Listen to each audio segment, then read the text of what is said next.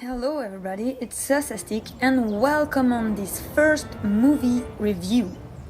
I found it interesting to make reviews on the new Disney movies, and as you might know, the latest Disney movie that came out is Pirates of the Caribbean 5: The Revenge of Salazar.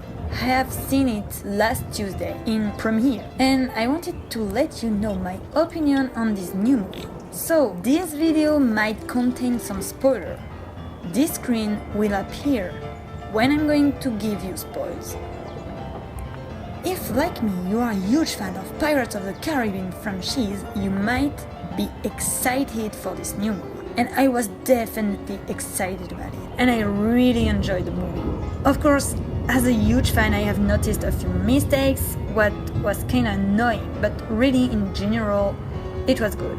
It was good to see Jack Sparrow again, good to see all the characters we have followed for years, like Gibbs, Marty, Barbosa, and more.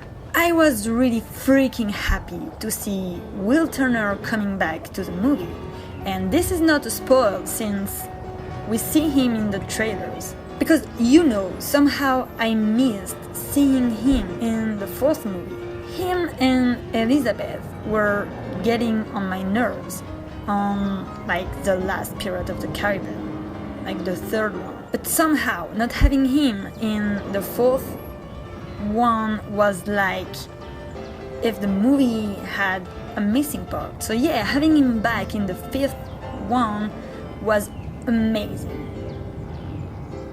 The only sad thing with Will coming back is not having him more than I guess 6 minutes maximum in the movie. I even thought when Jack and the Captain Salazar go into a fight that the Flying Dutchman could have came out from the underwater to join the fight, but well, it didn't happen.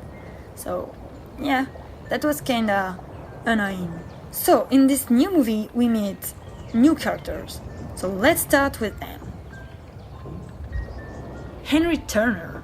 He's played by Brenton Thwaites, and he is the son of Will and Elizabeth, as he said to Jack.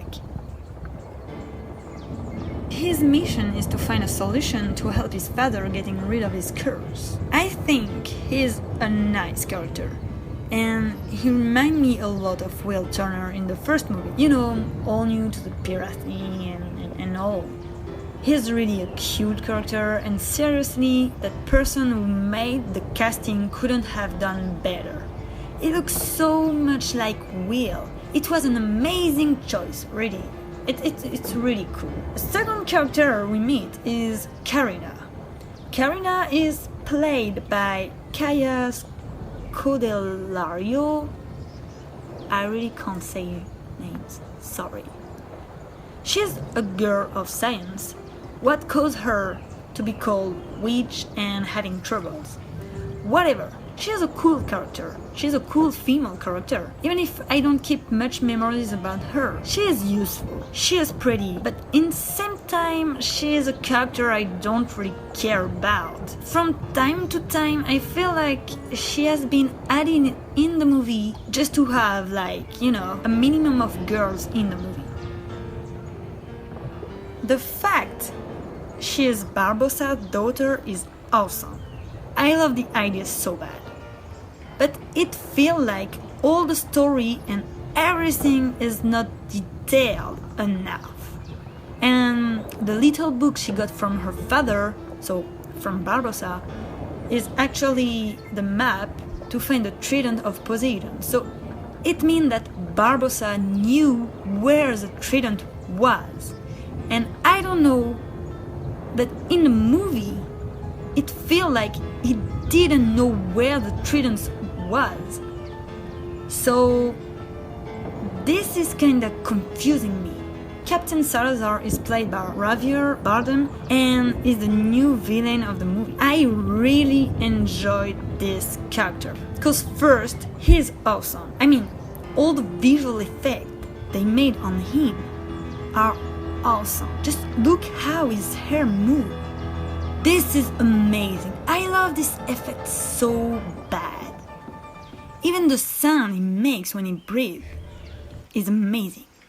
You really feel like death, And because it's always the same thing in all the Pirates of the Caribbean movies, the villains always look for Jack Sparrow. So you probably understood that Salazar actually looked for Sparrow to take his revenge. So yeah, I really enjoyed this character. Some Easter eggs are present in the movie and they remind you of the past movies. And I found it really awesome because when you notice them, you are mostly like, oh, that's so cool. I can't remember all of them. So here, what I remember. The first one is this. It somehow reminds me of this little reference to his mom. We also see Salazar eating an apple. What definitively remind me of Barbosa. The fact that Henry saved sparrows from the gallows definitively make a reference to the end of the first movie when Will Turner saves Sparrow. Same thing when Henry come to take Sparrow out of the jail. It's a direct reference to his father. Salazar can go through walls. Remind me of Davy Jones. Now let's move to the mistake I noticed. First, let's start with Barbosa, because it's just a small mistake, so it's not a spoiler. At the end of the fourth movie, we see him becoming the captain of the Queen Revenge, so Blackbeard's ship. And of course, he gets back his pirate's look with his hat. His hat! He loves hat with a feather. And why? In the fifth movie, he has this hat. And that look. No, I'm sorry, no. It's not the freaking Barbosa I used to hate and love at the same time. Second one. At the end of the fourth movie, this guy, I'm sorry, I forgot your name. This guy ends with Barbosa crew on the Queen's Revenge. I'm sorry, but here's the proof. So why in the fifth movie is with Jack Sparrow crew? So okay, I know there is a gap in the movie that we don't see, but just why?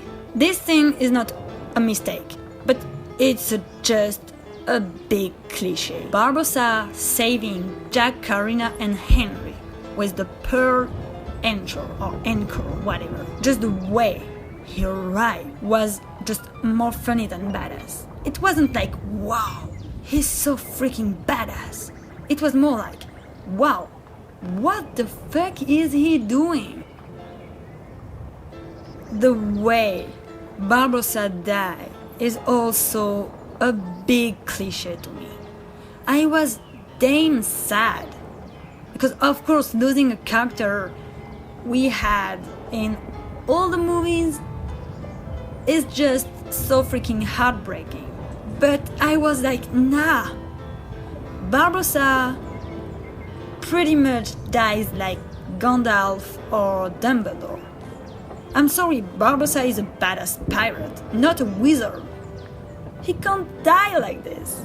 I disagree!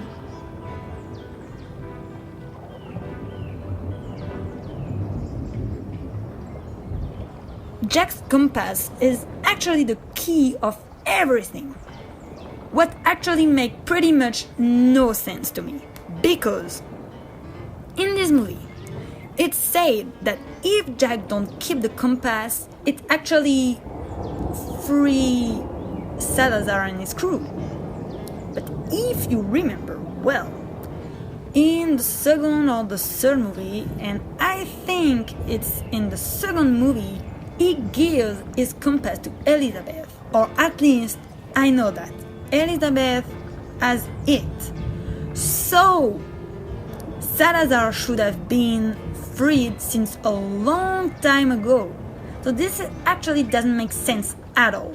Second, in this movie, we see a scene where Jack is young and gets his compass from a captain. But in the second movie, when he goes to Tierra del Mar, so Calypso, she tells him something like, "Why don't you use the compass you stole from me?" And then he explains her that the compass doesn't work anymore for him. So once again, the compass thing in this movie doesn't make sense at all. So here my question to you, whoever you are, who have made the movie or at least the screenplay. Have you checked on the past movies? Why using the compass when you could have used, like, I don't know, a ring? Jack would have kept the ring on his finger and could have got it from the captain. And this wouldn't have messed up with all the compass things we got in the past movies. And, you know, he would have given his ring to get his drink instead of his compass. And that would actually look more logical. I'm just saying. This movie clearly sounds like the end of the franchise, and they brought old characters, which is awesome. Just like Elizabeth and Will. But why not them? To be honest, I really don't remember them dying. I think it would have been really nice to see them, even if it was just for a minute or two. They were pretty much important for the first 3 movies. What have you to say? We even see Davy Jones in the post-credit scene. But why don't we see them? That's so sad. So yeah, this movie was awesome. Even with the mistakes, it was still a really good movie. The visual effects are amazing.